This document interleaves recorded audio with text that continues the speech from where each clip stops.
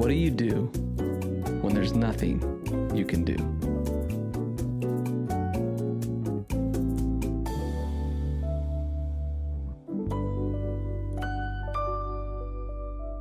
Well, that's the question we've been asking and hopefully answering on some level over the last few weeks of this waiting room series. Today we're in part 3. I want to welcome those of you tuning in online, wherever you're listening or watching from.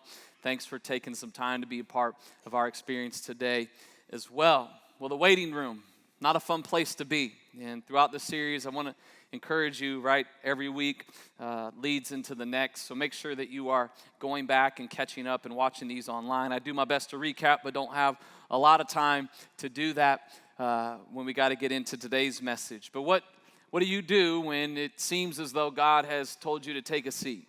Man, just hold tight that He'll be with you when He can get to you. And it seems as though He's just telling you to wait, and it seems as though He's not even in the room and He's gone. And the problem is when we get in this waiting room season of our life, it's when the enemy kind of turns up the heat, no pun intended, where he starts getting in your head. And that's, you got to always remember, that's where the enemy comes first. The Bible says we don't fight against flesh and blood, but against powers and principalities in the spirit realm. And the enemy comes and begins to sow lies. As God is the father of truth, the enemy is the father of all lies. And so he begins to tell us some lies. And the first one is usually, you'll never be happy again. You're stuck here. This is it. You're never going to get out. This is where you're always going to be. And your best days are behind you, not ahead of you. And we begin to buy into that and believe that. And then that leads into this place where we go, there's just no way good can come from this. And the enemy says, yeah, there is no good. This is all bad. There's no good. Yeah, Kyle says that. Yeah, Paul actually said that God can work everything into some good in your life, but he didn't know you and he didn't know your situation. That certainly doesn't fit your context. And so this is just it. And then we get to this place where we go, well, why even go on? Why even continue? What's the point? And I mean, for some, it's even to the point where they question whether living is even an option.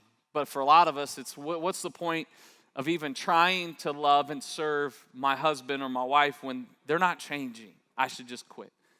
We should just get divorced and move on. What's the point of even doing the right thing morally or ethically anymore because I've been doing that and it's not working? So what's the point? Why even go on? Why even keep trying? Why even keep following Jesus if this is where I am? I get stuck. But over the last few weeks, we talked about that when it seems as though God is absent or maybe apathetic or even angry that He's punishing you, that's not the case at all. That God is there, that God does care, and He is working behind the scenes of your life. And that if we can get a fresh perspective on these waiting room moments in our life, we can even begin to see them as, again, not an eternal punishment, but a temporary season. That it's a season, and that the waiting room is actually a gift to us if we can see it the right way, because it brings with it a purpose of hope and change and God moving in our life and a promise with it. And you may not see the purpose yet, and I get that, right? Like, there's seasons of my life that I didn't see the purpose until I was 2 or 3 years, even more away, and I go, oh, that was why. You can hold on to, there will be a purpose, so you will understand, but there's also a promise, and the promise is right now. The promise that Paul told us last week is that in the midst of your waiting room seasons of life, that God is there, He does care, that He's with you, that He's working, and that His grace is sufficient to see you through the waiting room. That His power is perfected in your weakness. And that when you're weak, it gives God an opportunity to be strong in a way that you've never experienced before in your life. And that when you're weak, God's power is put on display for all to see. And that's where people go, I don't even understand how you made it through that. And I'm going to share that waiting room season that we went through with our daughter last week, where people would say, I can't imagine. I don't know how you could go through that. I don't know how you could, I just can't even get my head around it. And I say, I don't really know how it works either, but I know this: God was good even in that season of my life. That's the promise that's available to those who are in Christ. And so the Apostle Paul tells us you have the option when you're in the waiting room to get a fresh perspective, to see God for who he is, who you are to him, and how he can work even in those most challenging situations. But nothing really magnifies our waiting room seasons of life than this word, comparison. And I can tell you, and we've talked on the topic before, there's no win in comparison. You compare to someone who is less than you become prideful.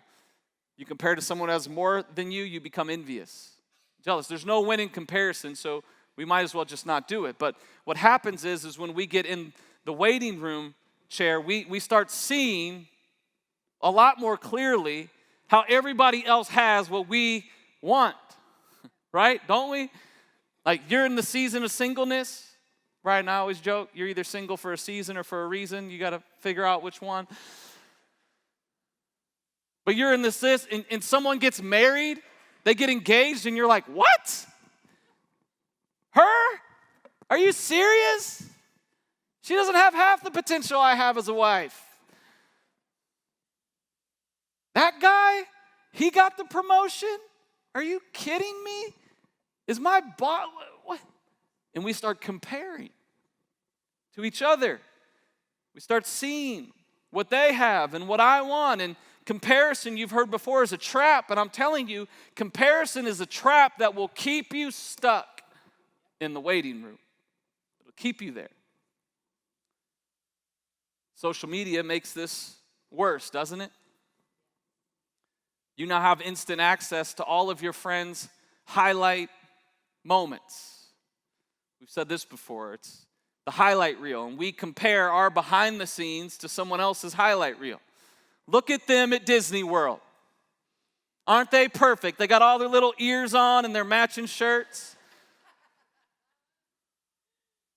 I can't even go to Disney World. When we went, all my kids did was cry and fuss. They wanted to just go home. The most happiest place on earth, whatever, right? We see their highlight, right? But you didn't even see what happened that went into that picture.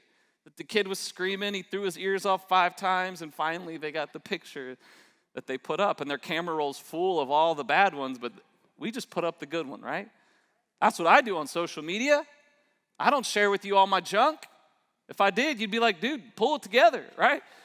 Like, I need you to encourage me on social media. Don't post that you got in a fight with Jess and to pray for you. I'm not praying for you. Pray for me, right? Like, I'm not, but I don't post, like, we post our stuff. And so social media drives discontentment more than ever before. And discontentment keeps us trapped in the waiting room. A study showed that 50% of all people feel as though their social media makes their life worse. That it leads them to a place of discontentment and depression, where they see what they want, but they don't have. So what do we do in this comparison culture that we live in? How do we have contentment? Which the Apostle Paul says is what is key when you're in the waiting room.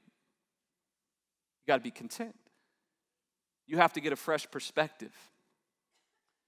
So the Apostle Paul teaches us that even in the waiting room, there is a way to be content. Contentment is something that's internal. It has nothing to do with your external circumstances. That even in the midst of everything around you seemingly going crazy and out of whack and not what you thought it would be, that even when all of that is happening, that when you're in this chair, you can still be at peace. You can have contentment. It's the ability, instead of striving internally when everything is out of control, that you can be calm, collected, at peace, content in your life. We've been talking about Paul throughout this series, this apostle, again, who was someone who was persecuting the church the way that they called it then, the Jesus way, the Jesus movement. Was trying to stop it. He was a Pharisee. He was religious. They didn't like what Jesus did. That's why they killed him. And then the church was continuing to grow after that. So they were doing everything they could to stop it. So Paul was killing Christians. He encounters Jesus, this road to Damascus experience. He hears the voice of God. He gets his life right. He gives his heart to Christ and becomes one of the greatest Jesus followers to ever live. And Paul begins to spread the gospel. He goes outside of Jerusalem to the Gentile world, and he's planting these churches. So Paul becomes this church planner. And so imagine today, if it was in the United States, he would go to Cincinnati and he would start the church of Cincinnati, and he would raise up leaders and teach them how to lead the church. And then he would leave there and he'd go to Columbus, Ohio, and he would start the church in Columbus, and he would raise up leaders. And once he got that place going good, he would then go on and he's spreading the gospel. He's moving. He's doing what God's called him to do. And about 10 years in, he gets arrested in Rome under house arrest, and Nero is the emperor. And if you study history, this was not a good situation for Paul, and Paul knew it wasn't. Nero did not like Christians. He was trying to do everything he could to keep that message. And so Paul is in prison under house arrest, not a good situation. And from the outside looking in, it looks as though Paul's mission is over, that the enemy is going to win, that his journey in Rome was going to stop there, was going to prevent the gospel from continuing to spread. So Paul could easily have had kind of this doom and gloom outlook. And Paul finds himself in the waiting room under house arrest. And while he's in the waiting room, Paul's saying, what do you do when there's nothing you can do? He goes, well, there's something I can do. I can't plant more churches. That's what I know I'm supposed to be doing. That's what I know God wants me to do. I can't do that. But how about I just write letters back to those churches and just see how things are going? And again, people would come and visit Paul, and they'd say things like, man, hey, the Adventure Church you planted, they got some crazy stuff going on. You need to talk to them. You need to deal with them. That's not us, but that's what was happening. So Paul would hear things, and he would say, all right, I'm going to write you. All right, we don't know what to do, Paul. Here's what you need to do. And then he would send encouragement and challenging things. And that's in these letters, while he's in prison, is where Paul writes what has become known as the prison epistles. This is Ephesians, Philippians, Colossians, and Philemon. So he writes these letters. Again, this was the church in Ephesus, the church in Philippi, the church in Colossia, right? They would just add an A-N-S to it, right? And here you are, the Ephesians. So he's writing these letters to them. Again, Paul's just stuck. He's in a waiting room. His mission is on hold. And he goes, there's nothing I can do, but I guess I can write these people. I might as well just write. And Paul has no idea in this moment what hung in the balance. He doesn't know. He has no idea that while remaining faithful to Jesus, when remaining faithful was difficult, meant that you and I would have these letters 2,000 years later as a source of encouragement and support to our life. He had no idea that the church of Jesus Christ hung in the balance, that people like you and me hung in the balance. Paul was just trying to be faithful in the waiting room to do what he could do. No clue what these letters would do.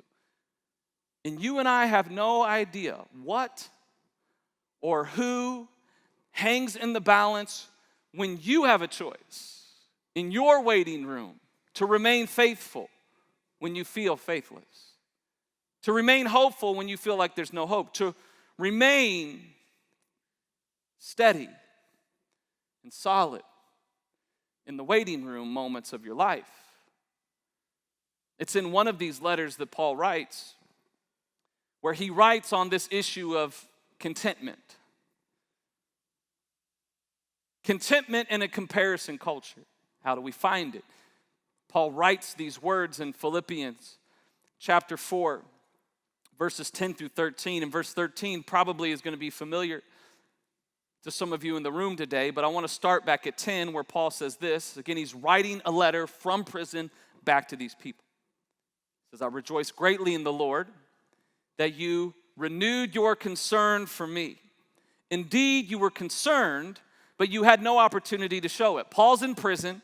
In this time period, news traveled really slow, right? So they find out, they travel back, they tell, hey, The apostle Paul, who started our church, like the godfather, right? Like Paul's in prison. They're like, what? He's in prison? Yeah. And it's Nero put him in. Oh, Nero put him in. Oh, man. All right, we need to send him some, just to let him know we care. Let's send him a care package. So they literally like send him a care package. Like, I don't know what he would need then, right?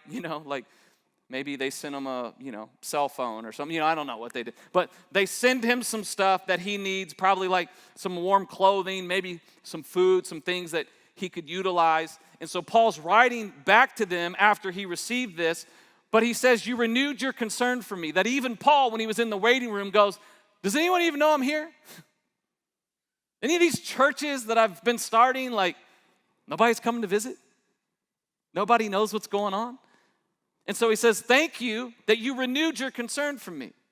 You had no opportunity to show it. You just didn't know yet. But once you knew, all right, now you know that I'm here. Thank you, right? Paul's just being human like you and me, okay?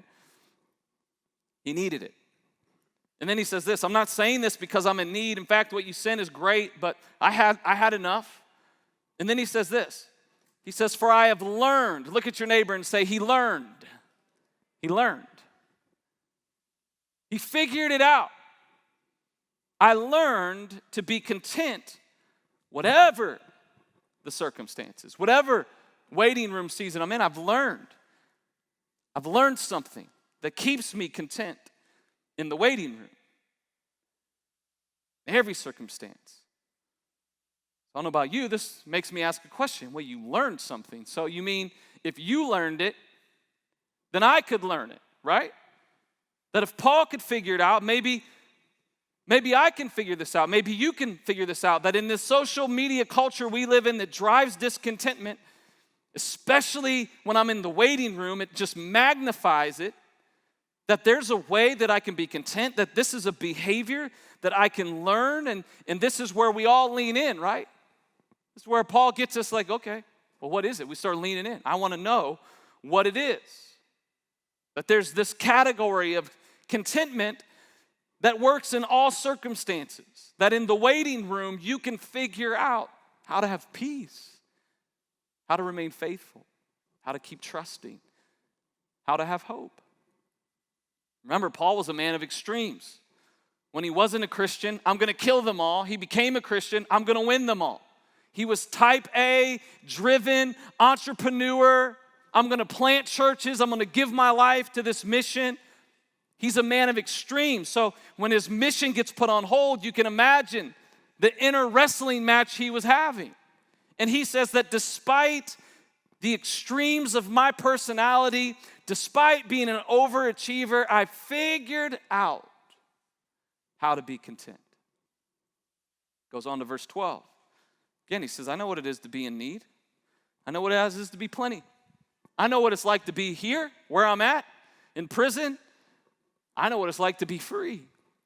I know what it's like to be in the waiting room. I know what it's like to be when everything's great. I know what it's like when my marriage is bad. I know what it's like when it's great. I know what it's like when my finances are terrible and when they're great. He says, I've been in both worlds. I know the extremes of both. He says, but I've learned the secret. Look at your neighbor and say, he learned the secret. It's the secret. Secret. I don't know about you, but I love some secret stuff, right? Like, my favorite secret is the secret sauce at Chick-fil-A. Come on, somebody, right? The Chick-fil-A sauce, like, they didn't name it like barbecue or like honey mustard. They just said, this is Chick-fil-A sauce. You're like, well, what's in Chick-fil-A sauce? Some people debate, right? It's a blend. Barbecue, some mayonnaise or whatever it is. I go, I don't really care what's in it. I don't care how many calories it has either. I'm going to put it on everything, right? I put it on my French fries. I put it on my sandwich. I don't care what. I love it. It's the secret sauce. And some of you, maybe you come from like an Italian family or there's like this secret recipe in your family. And they're like, listen, if I give you a copy of this, you're sworn to secrecy. If great-great-great-grandma finds out that her recipe got out of the family, we're going to have to kill you. You know, something like it's so serious. Right? It's the secret sauce. Paul says, I've learned the secret sauce of contentment. I figured it out. in every situation. Whether you're well fed or hungry, for us, that would be whether you got a lot in the bank or nothing. Whether things are great or they're bad. I've learned that no matter what I have, that there's a way to be content. And the Greek word here for secret is a word that isn't normal in the Greek literature. Paul kind of reached out of the normal language and pulled in this word that actually meant that they would use to describe like being initiated into a secret cult. He says, I figured out how to become initiated into the secret cult of contentment. And I would say that's pretty accurate for our culture today, isn't it? That if you are actually living content, that people would think you're probably a part of a cult, right? What do you got? What'd they convince you of, He says, I figured it out. And we go, okay, Paul, well, how can you be content with all that you're going through? Being in prison, Paul was beaten many times, almost to the point of death. Paul been through it all. And he says, but I figured out how to be content. And then here's the verse that you probably know, verse 13. That I can do all of this, that he was saying, content, good, bad, ugly, in between. I can do all of it. I can be content through all of that through him, Jesus, who gives me the strength. And this would probably be better translated. I can do all things through Christ who gives me his strength. His strength. That I can maintain my commitment through adversity through him who gives me his strength. This is like a mystery for believers, for those who are Christ followers. We can't really put our finger on it. We can't really pinpoint what Paul's talking about here, where Jesus, supernaturally gives you the same strength that he had. The same strength that enabled him to endure the cross, he says, is available to you and me. It's supernatural. That in the midst of chaos, that I can be at peace internally. That I can do all things through him who strengthens me with his strength. Not because I'm strong, but because he gives me his strength. The secret sauce to supernatural strength in the waiting room seasons of life, listen, has nothing to do with you, Paul says, but Christ's Spirit who is in you. He's in you. Come on, if you think about this, Jesus said that to his disciples when he's knowing what's ahead, he says, listen guys, I'm gonna have to go, but I have to go so that the Spirit can come. The Trinity, the Father, Son, and the Holy Spirit. The Son had to leave so that the Spirit could come. And his disciples are like, Jesus, we want to go with you. What do you mean? He goes, no, listen, I got to leave so the Spirit can come and listen to me. The Spirit is stronger than me. That through the Spirit, you'll be able to do what I did and even more. So the scripture that says the same Spirit that raised Christ from the dead is now residing in those who believe. Paul's saying that's the Spirit that's in you. And I think we struggle in the waiting room to get that perspective, to remember what we have and what's available to us. Because if we really believe that the same Spirit that raised Christ from the dead is in me, that if we really believe that, we wouldn't go searching for strength in other places, because that's what we do in the waiting room. We try to figure out our way out. This door's locked and I need a key. Who has the key? Is it this? Is it more money? Is that the key to contentment? Is that the key to peace? Is it another relationship? Is it stepping out on my wife and she'll make me happy because she's not? What's the key? And we go searching for contentment in the wrong place. Paul says, you don't know the secret. Because the secret of contentment is already in you. You don't have to go looking for it. He's already there. You got to lean into him. You got to sit still in the waiting room. Don't rush out of it. You got to get a new perspective on what God's trying to do in you. That his strength is available. It's inside of us, and it's not just any kind of strength. Come on. It's the Spirit of the living God who's in you. Last week we said that one of the hardest things to do, where Paul says that you boast in your weakness. You boast in these seasons. And I shared with you some of those seasons of what God led me through and the anxiety that I had, and that he pushed me, challenged me to boast about it, to tell you about it, to bring you in. That we have to get to this place of acceptance, of embracing the season we're in, so that it gives God the space that he needs to do what he can do, where we own up to the fact, where we go, God, listen, I can't change her, I can't change him, I can't change my career, I'm stuck here. And we acknowledge that you can't handle it, you can't do it. You go, God, I can't handle it. That's where I was at. God, I can't go on like this.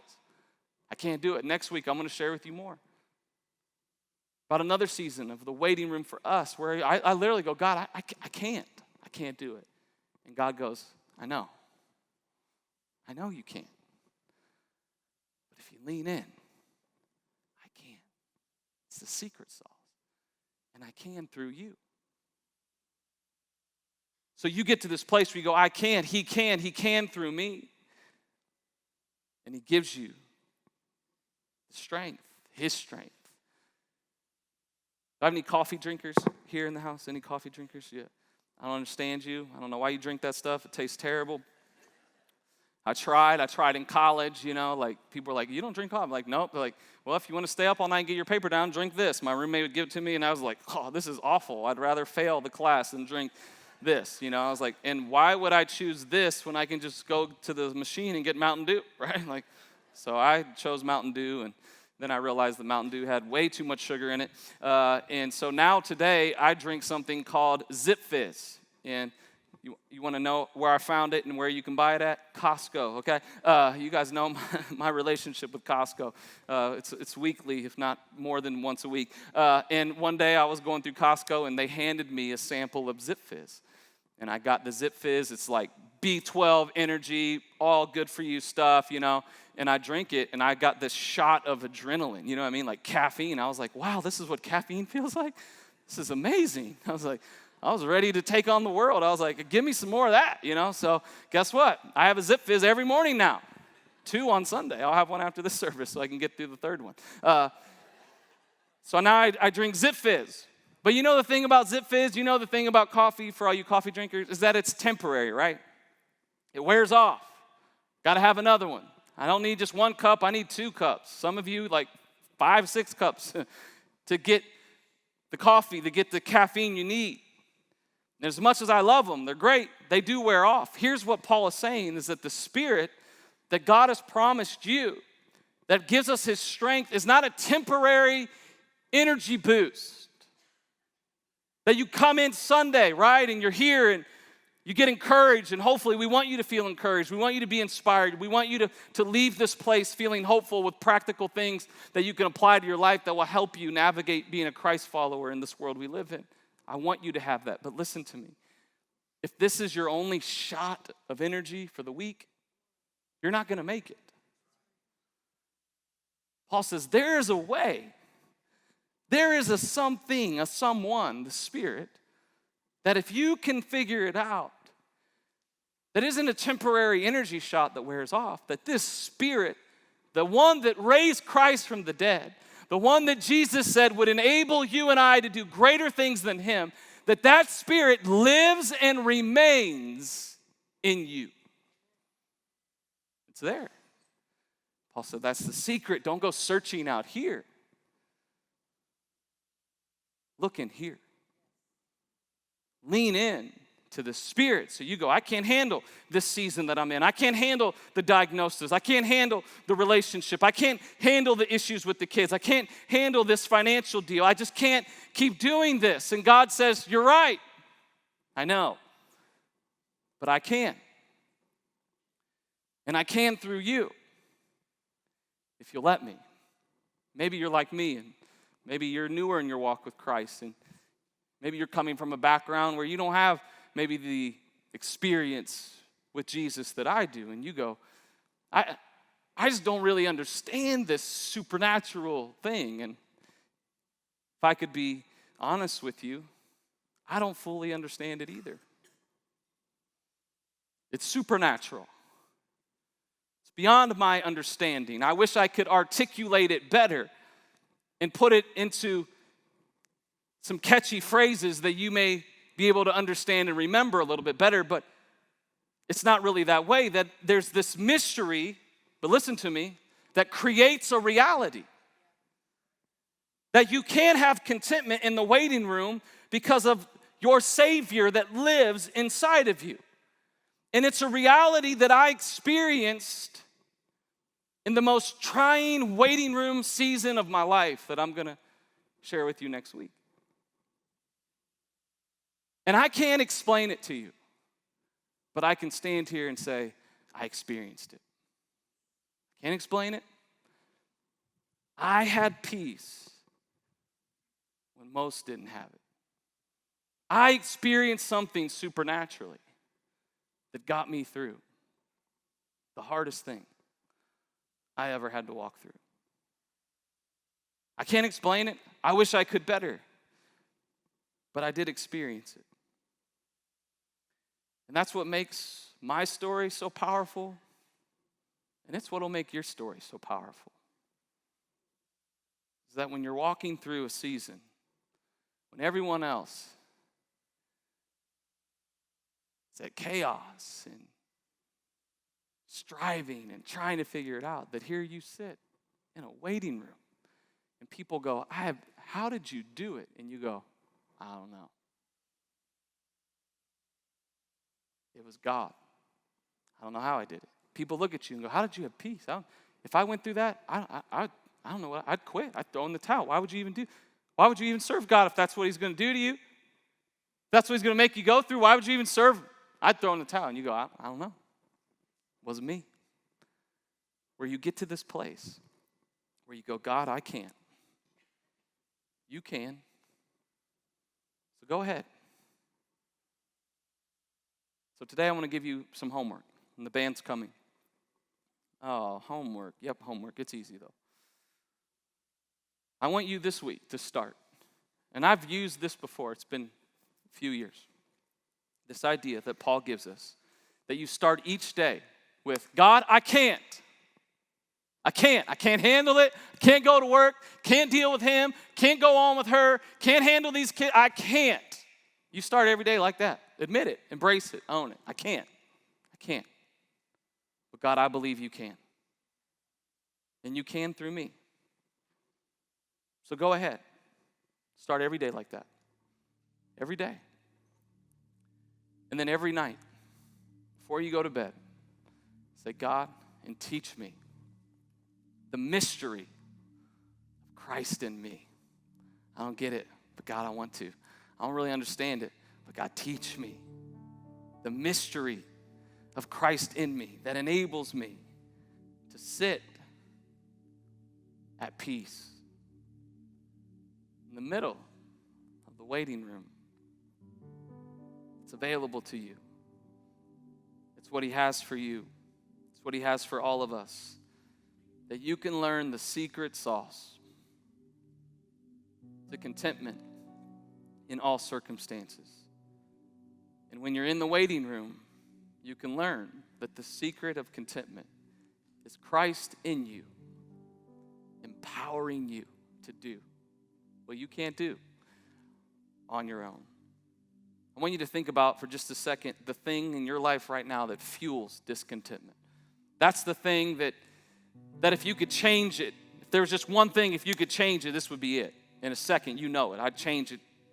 I'm struggling. I want out, but this is where I'm at. It's maybe a person, a circumstance, finances, whatever it is. Listen, that's kind of the epicenter of where God has the greatest potential to display his power in your life.